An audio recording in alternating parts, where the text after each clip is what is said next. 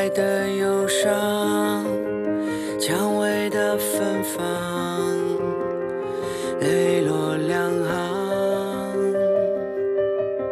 伤掩盖或遗忘，阴谋和真相，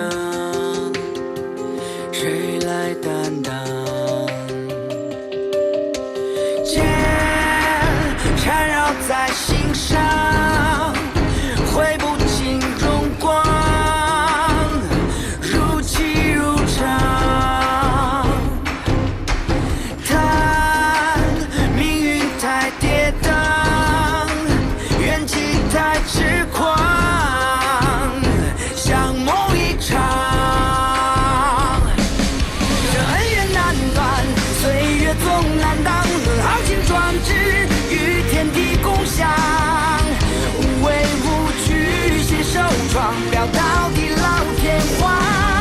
当硝烟散尽，跌落尽时光，若只真只幻，热血燃沙场，一路笑傲，四野八荒。八荒之上，日出东方，俯瞰众生和苍茫。莽荒之上，侠骨柔肠，不负天下和理想。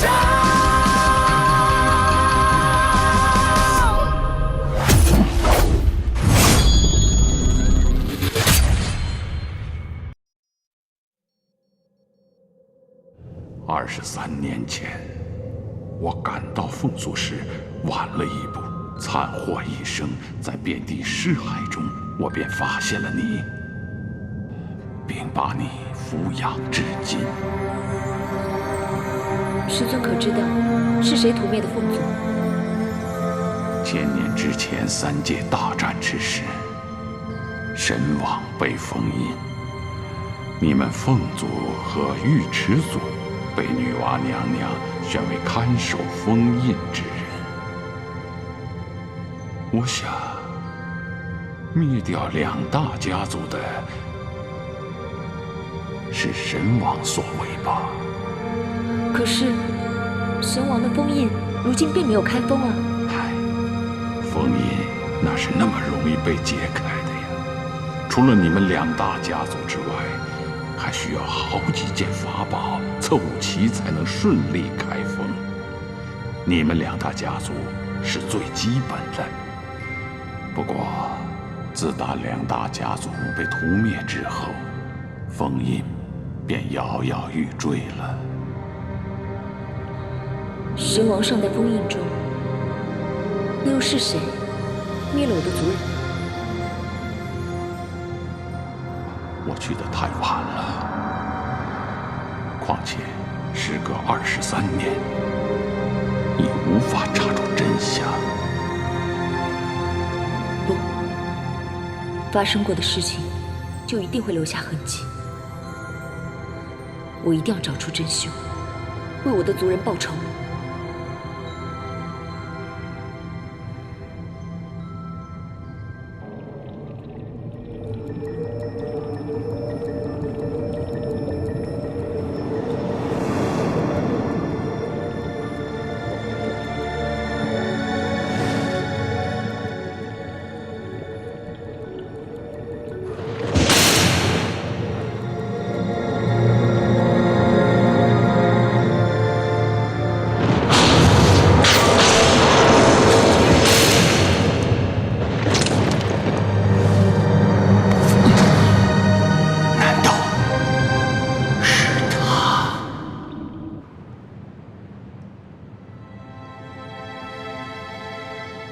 南君，你还好吗？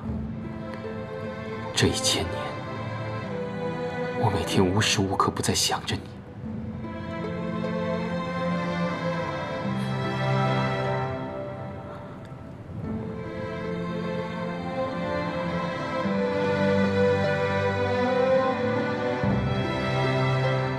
想着我跟你一起游山玩水，一起练武，一起论道。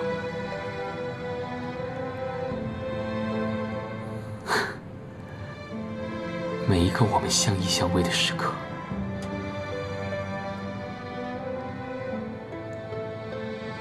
南君，我如今已经找到了种子，可是我不打算告诉神王。神王这个人心狠手辣，为防止他兔死狗烹，无论如何，我需要能控制他的筹码。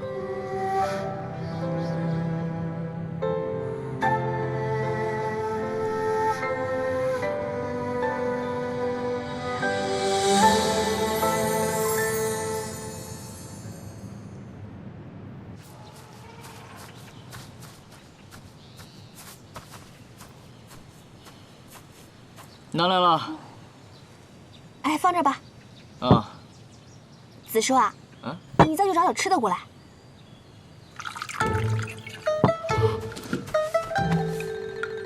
我不。我都来回拿了好几趟了，我不拿。那不是因为你的傀儡不结实吗？那要是他们能用的话，还用得着我们一趟一趟的搬？用他们不就行了吗？怎么能是我的傀儡不结实呢？我只是没有好的材料。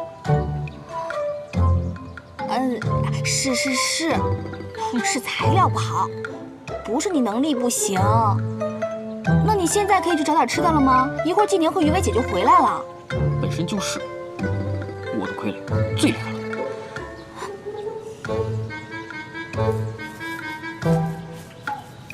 九莲，木头，你们回来了，我就知道你们一定行。你们双剑合璧啊，简直是天下无敌，心有灵犀。瞎说什么呢？于薇姐、纪宁哥，我跟木子硕帮你们准备了一些东西当庆功宴，过来看看。哇！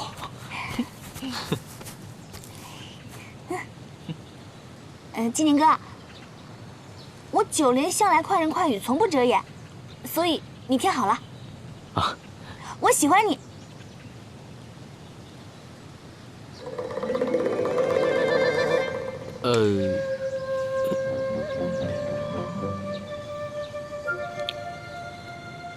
九莲，其实呢，这个，九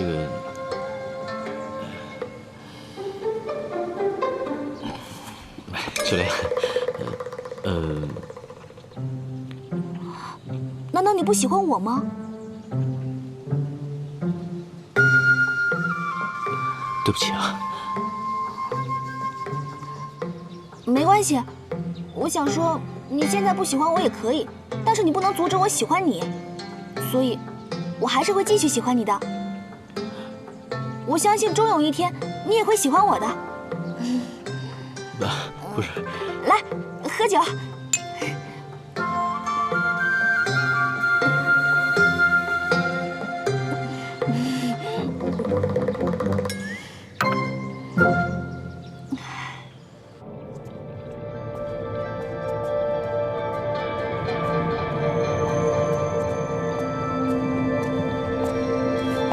红魔，上次幸亏有你，我才可以收服了赤王蛇。来，我专门给你带了上好的原叶酿。来，别客气啊。哎呀，怎么了？啊？哎，小子，我是不是你的师傅？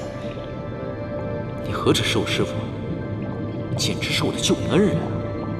那我说的话你听还是不听？听，你说吧，怎么了？记住，千万不要和于伟走得过于亲近。为什么？哎呀，你别问为什么了，反正你记住我的话就是了。哎，干嘛去啊？我总归是不会害你的。喂，你别说话说一半啊！此事你千万听我的。奇怪，季农走了好些天了，一点消息都没有。你也别太担心了，他一定能保护好自己。你不了解季农，我和他从小一起长大。他呀，我知道的，是最重义气的。小时候我调皮贪玩，偷懒不愿意练功，他勤奋刻苦，功法也远在我之上。他劝不住我，就陪我一起胡闹，我们一起受罚。那段日子是多么的美好，我永远都忘不了那些日子，忘不了他对我的情谊。你呀，真傻。金田哥，你把论道大会报名的黑白单都给了我，你就是为了跟我划清界限，对不对？九莲，那是我欠你的，我一定要还给你。我什么时候说要你还了？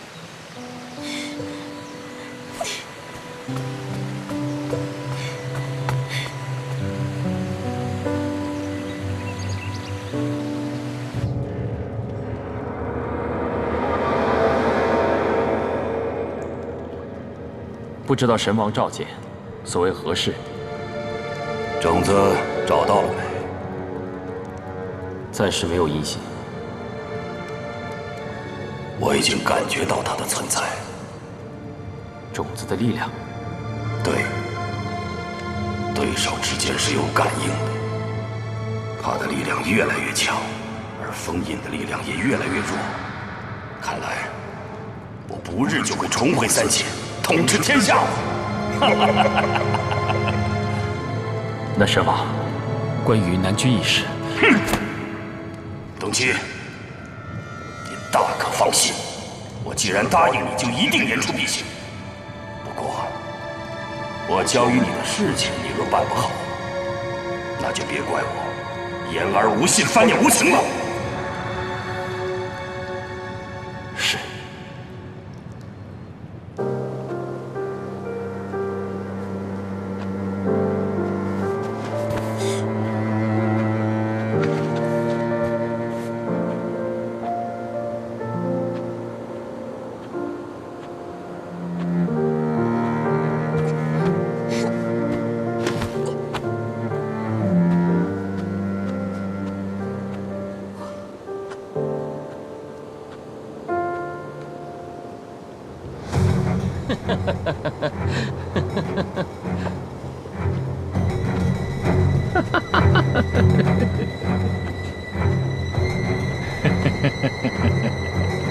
你们是谁啊？哎呀，小姑娘，好标致的小姑娘。下去！你是谁？救命啊！放开！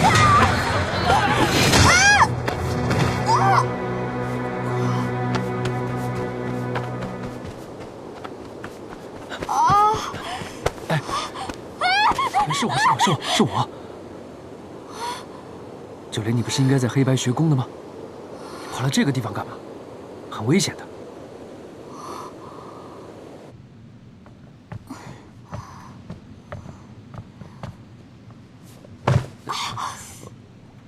对不起啊。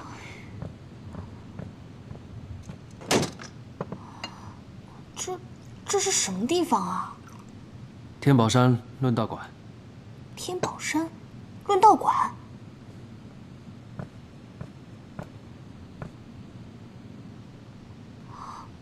季农，谢谢你。谢什么呀？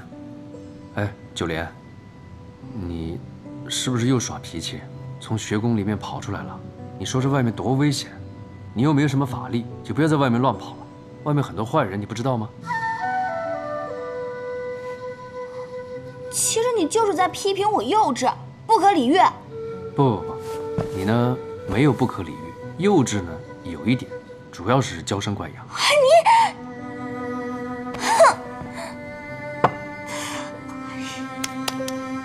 而且我猜，你并不是出来散心的，肯定是跟人吵架了吧？你说什么呢？你呀，你现在又如何呢？我听说这里表面上是给各大门派论道用的，其实啊就是个赌场，经常会死人的。没有别人说的那么夸张，那都是外面传的，其实根本就没这么危险。你说你也是，就算你离开了学宫，你倒是入一个好一点的门派，你天天待在这种地方，你要是再这个样子，纪宁哥会担心你的。纪宁他不用担心我。虽然外面传说这个地方是个是非之地，是个赌场，但是我能在这儿靠自己的努力得到别人的尊重，还有黑白单，我觉得挺好的。可是这个地方很危险。哎呀，待在太安逸的地方，人要怎么成长啊？还振振有词的。你说说，你长这么大了，还是不会自己照顾自己？还在这说不会照顾自己，那刚刚才不会听呢。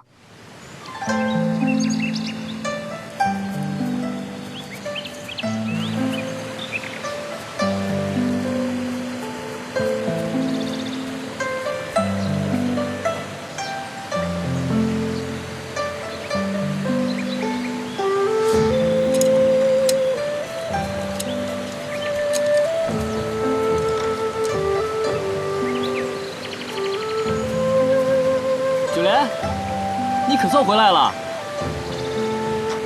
你跑哪儿去了你？你知道吗？你突然不见了，我们都很担心你。我爱去哪就去哪，用不着你们管。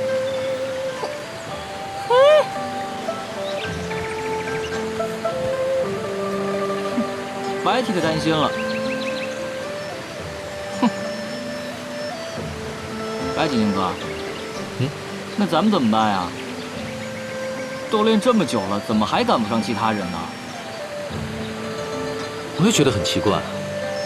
哎，你说我们进学宫之后呢，没有一天不勤加修炼，但怎么就一直落后于别人？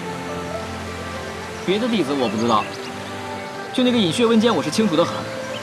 刚进来的时候跟咱们差不多，他为什么进步那么快啊？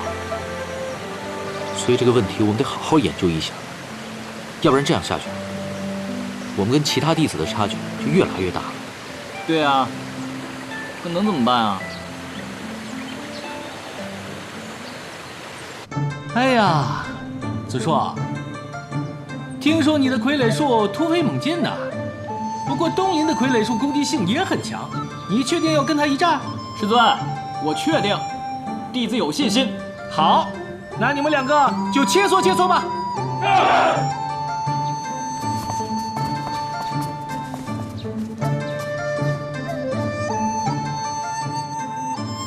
就凭你那些廉价材料，能做出什么傀儡？就不要自取其辱了。廉价材料也是材料嘛。这次打完自会分出胜负。好，那就别怪我手下无情了。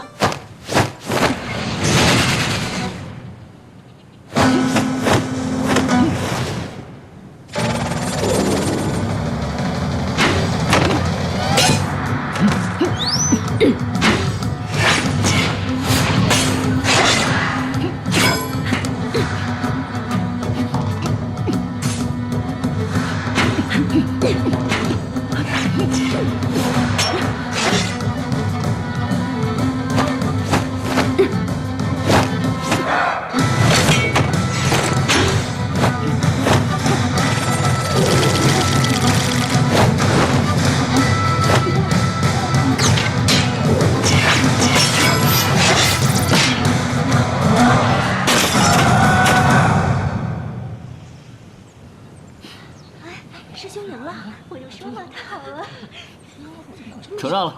哟，哎，这一局我宣布啊，木子硕获胜。厉害你！我不服，这一局分明就是木子硕使诈。我哪儿使诈了？对啊，对呀，这哪儿使诈了？你瞒得过别人，瞒不过我。东林的傀儡是用高阶材料制成，你的那些破木头怎么可能打得过东林？我看你分明在赛前对东林的傀儡动过手脚。哎，你别乱说话。你有证据吗？是啊，有证据啊，拿证据来。没证你别乱说。上课前，傀儡都会在教室里接受检验。我明明看见木子硕在东林的傀儡前鬼鬼祟祟。你胡说八道什么呢？上课前，木头分明跟我和金宁哥在一起，根本就没有去过教室。你们是木子硕的朋友，当然会替他说话。这样的证词也可信吗？那你想怎么样？此事有关学宫风纪，当然要请长青师尊来秉公处置。什么？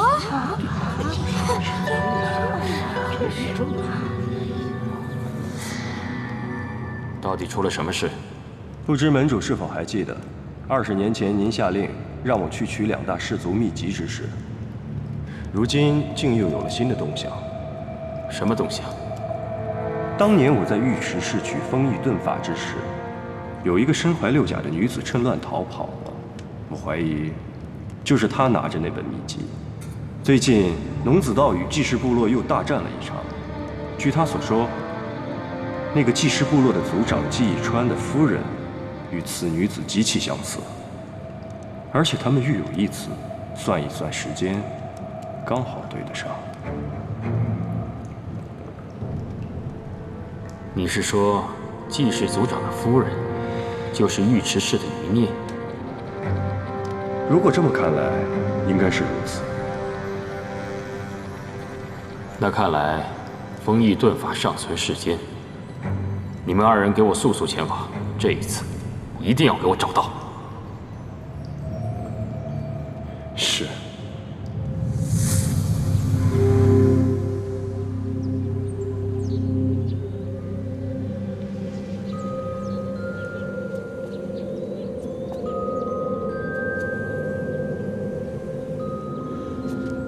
木子硕肆意毁坏同门傀儡，且事后毫无悔改之心，品性恶劣，触犯学宫律条，一律严惩。从即日起，囚于禁地面壁反省3个月。3个月啊！哎，你这时间有点太长了吧？师兄，风纪之事一向由我负责处理，你不会也想学殿才师兄包庇护短吧？不是你，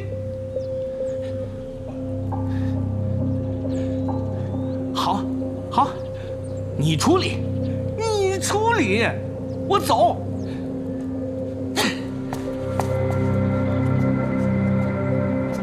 木子硕，你可知错？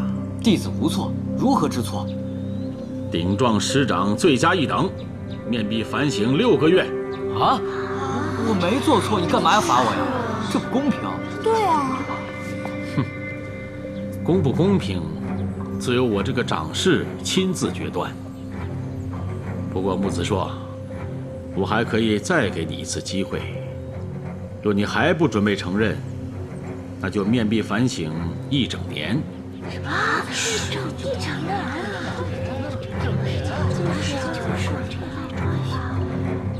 看来你是不打算承认了。我没错，干嘛承认？那就别怪我无情了。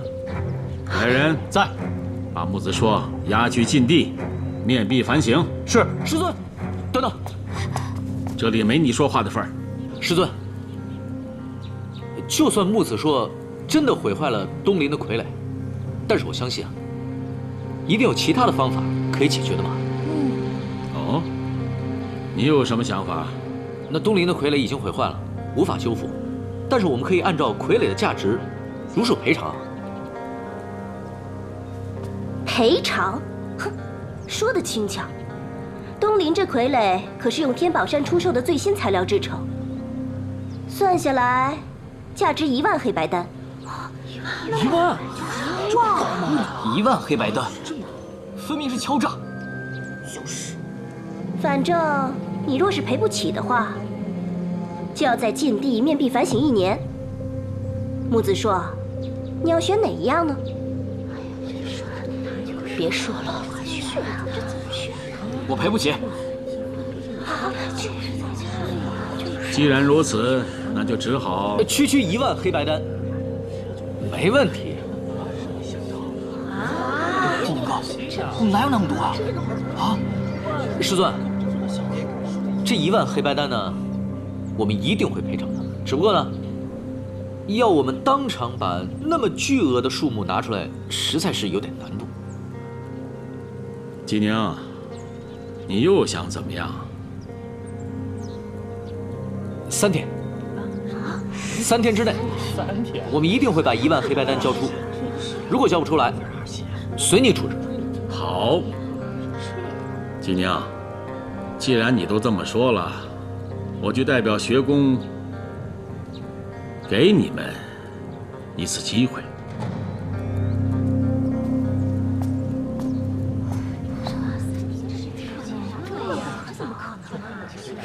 木头，你放心，我们一定会帮助你的。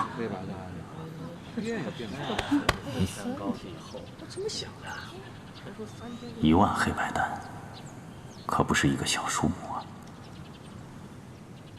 这个长青剑仙，分明就是在为难木头嘛。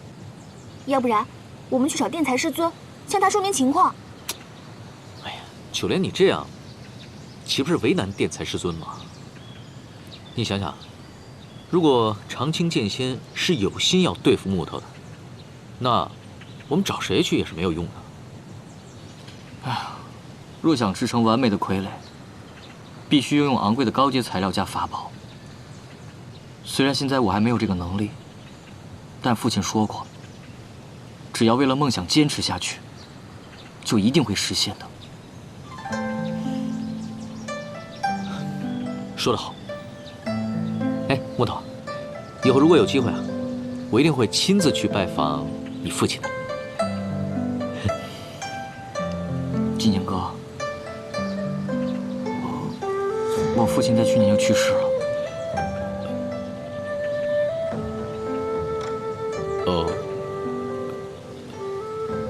对不起啊。没事儿。父亲曾是赤冥界赫赫有名的傀儡师，他所向披靡，未尝败绩。可是，在一次战役中，父亲制作的傀儡忽然失控，将他最好的朋友杀死了。从那以后，父亲不再制作傀儡，并销毁了所有的傀儡，从此退出傀儡界，未再出手。还有这样的事？所以说我从小就没有朋友。大家都说我遗传了我爹的傀儡天赋，也遗传了他的厄运。说我终有一天会制造出邪恶的傀儡，将所有人都害死。木头，我纪宁呢，从来就不相信这些无妄之说的啊。既然我认定你这个朋友了，你这辈子都是我的好朋友。不管发生什么事情，我一定会全力以赴帮你的。金宁哥，你真好。但是这一次，1万个黑白灯，我也不想拖累你。我倒是有一个办法，不知道你们愿不愿意听？你能有什么办法呀？我听说啊，这个天宝山有一个论道馆，在论道馆论道获胜呢，每场至少会赢1万黑白丹。1万？那这么说，我们只要在论道馆赢1场，就可以解决木头的所有困难了。对啊。那当然去啊！为什么不去啊？对呀，不行。学宫明令禁止在外私自论道，况且长青师长一直对你们颇有微词，一旦被发现，后果不堪设想。这一点我早就考虑过了。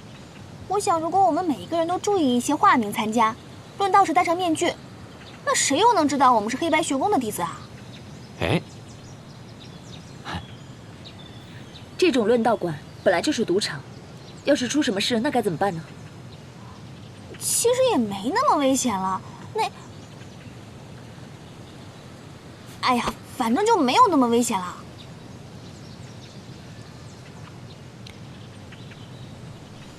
听你们这么一说，我就更想去那个论道馆了。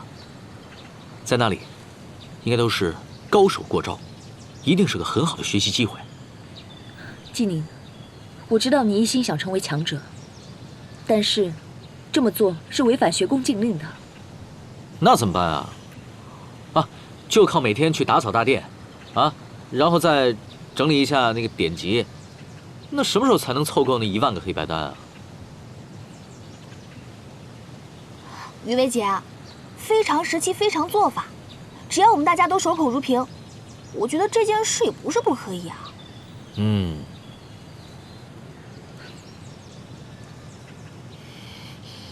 金宁哥，谢谢你啊！哎呀，你跟我说什么谢谢呀？总之我不同意。好，于薇，你可以不同意，你也可以不去，但是请你帮我们保守秘密。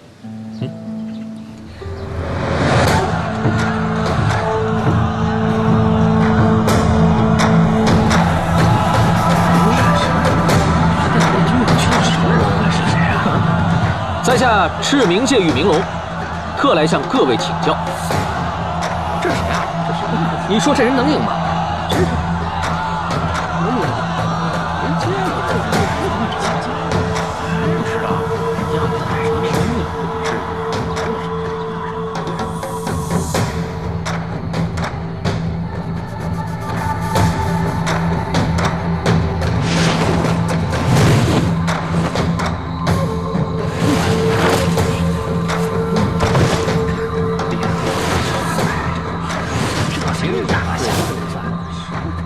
师兄，他怎么来了？对呀，大师兄怎么来了？这怎么办呀？那他道人，他怎么来了？大师兄他怎么来了？明龙必胜！明龙必胜！明龙必胜！今天怕是要输了。明龙必胜！在下黑白学宫邋遢道人，前来领教道友高招。今日我论道馆特别请来了邋遢道人，对战我们的明龙，大家尽情的下注吧。还有，别急，给我下练。明龙，加油！明龙，加油！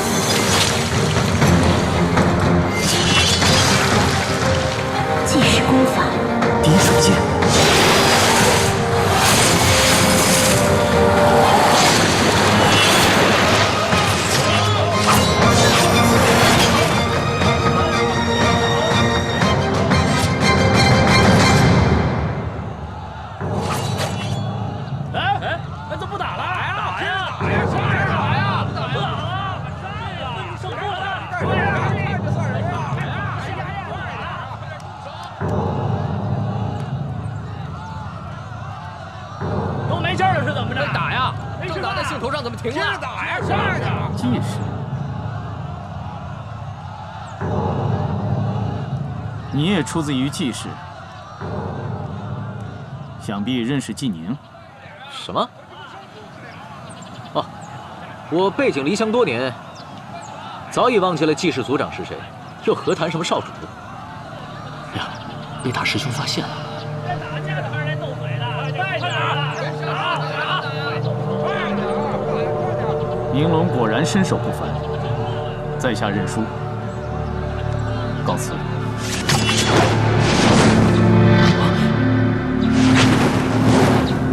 明龙赢了！啊！明龙！对呀，绝不可能是大师兄的对手。好，我赢了，你们几个给钱给钱，快点啊！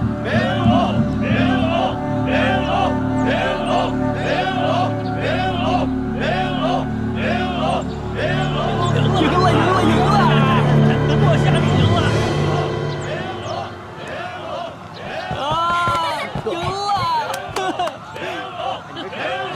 哎，走，也就算输了。是啊。哎，大师兄怎么就走了呢？哎，大师兄不会是认出你了吧？哎呀，不可能！季宁哥那么俊朗，这长得跟怪物似的，在我面前我都认不出来。大师兄跟你可不是一个级别的。哎，咱们赶紧回去吧，别被师徒们发现了一会儿。哎，等等，我还没拿黑白单呢。对。哎，好，走。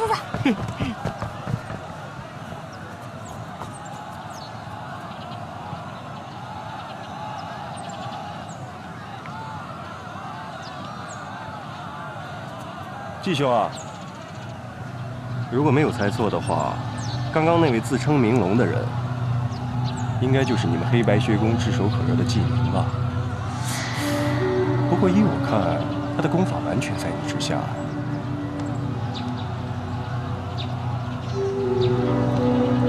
他呀，很厉害的。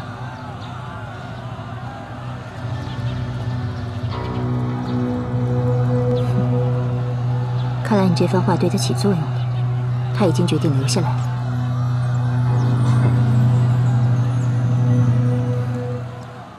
哇，我第一次见这么多的黑白单，我要买好多珍贵的材料。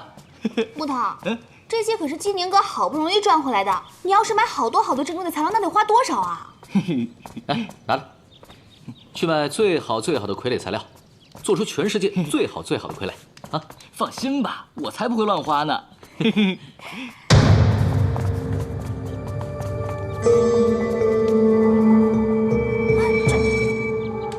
季宁，长青师尊有命，让你立即前往大殿受审。受审？你擅自离宫，在外私自论道，触犯学宫律令，自然要到大殿受审。是谁告的密啊？据黑白学宫弟子所报，季宁带着九莲、木子硕等弟子，在天宝山论道馆与人私下论道，情节实属恶劣。今日，本剑仙特此宣布，依照学宫律法，季宁按律逐出学宫，九莲、木子硕关禁闭15天。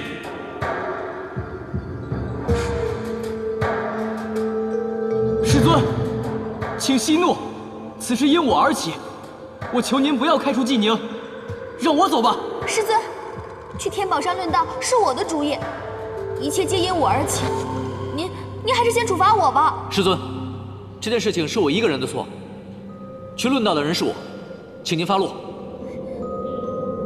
好，既然你愿意承担，那就依照学宫律法，从即日起逐出学宫，永远不得录用。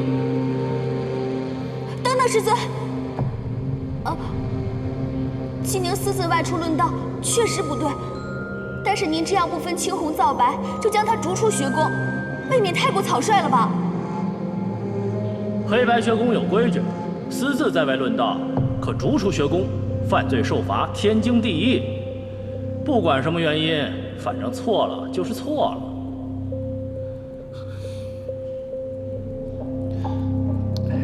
这个规矩嘛，都是人定的，是不是？这个规矩是死的嘛，但是人是活的。规矩立起来，若是视若无睹，那立规矩还有什么用？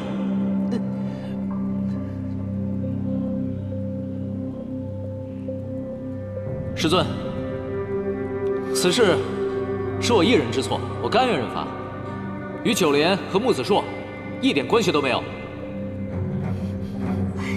纪宁哥，你在说什么呢？认罪你就要被逐出学宫了呀！我不能连累你们，够了。师尊，此事我才是罪魁祸首啊！纪宁是为了帮我，才进论道馆的，应该被逐出黑白学宫的人是我，要罚就罚我吧。对，师尊若执意处罚纪宁，我愿一同受罚。放肆！难道你们3人想造反吗？来人，将他们3个人逐出学宫，以正纲纪。师尊，且慢。师兄，今日之事证据确凿，难道你又想包庇徇私不成？学宫创立伊始，我与明霄长公共同制定了这宫规，千百年来未曾一变。时至今日，已有许多规矩不合时宜，早就应当顺应天命，推陈出新。眼下各门各派能人辈出，驰名界域早已不是黑白学宫一家独大，固不自封必遭淘汰。师兄，难不成要重立规矩？长青师弟，这件事就算要罚，也不能只罚他们3人啊。无风师兄，你就别在这儿添乱了。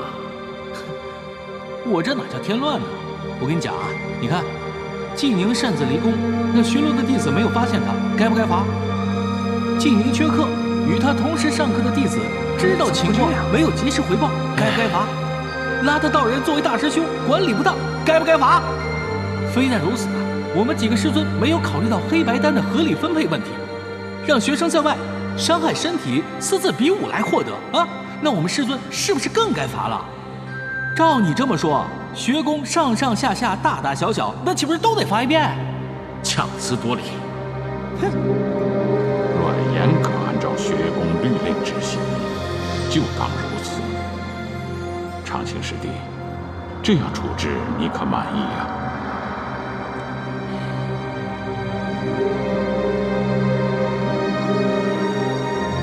若要责罚，黑白学宫上上下下都难辞其咎，不如我们各自回去好生反省。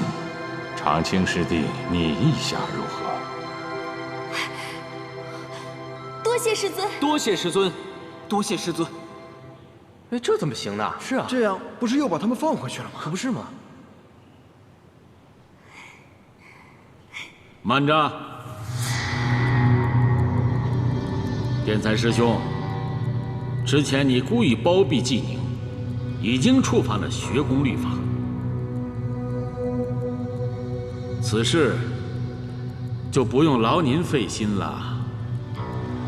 自从纪宁进入学宫以来，屡次犯错，本长是一再容忍，一再原谅。不过今日绝不可不了了之。若不严惩纪宁等人，日后我黑白学宫的弟子如何约束？学宫的律法又置于何处？那师弟认为该如何处置呢？哼，你的事情，我自然会禀告明霄长公。哼，屁大点事都要禀报长公，幼稚。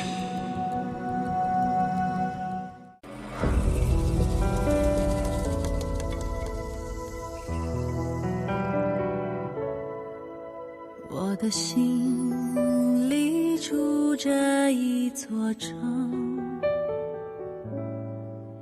你是城里的那一扇门，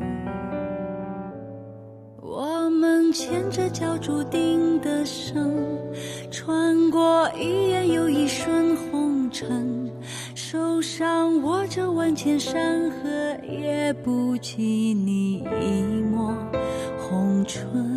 你的笑让星辰都触动，你锁眉，把大地都惊动。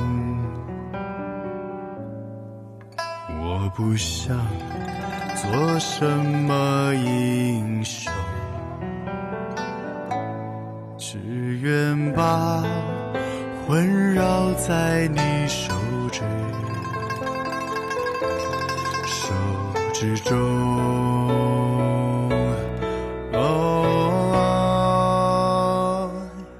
我们总在为了争夺一次又一次错过，我们总是为了承诺一再被命运糊弄。明是挂在天上的彩虹，抓不住却瞬间流走。只愿为你，只能为你再来过。我们总在为了挣脱一次又一次错过，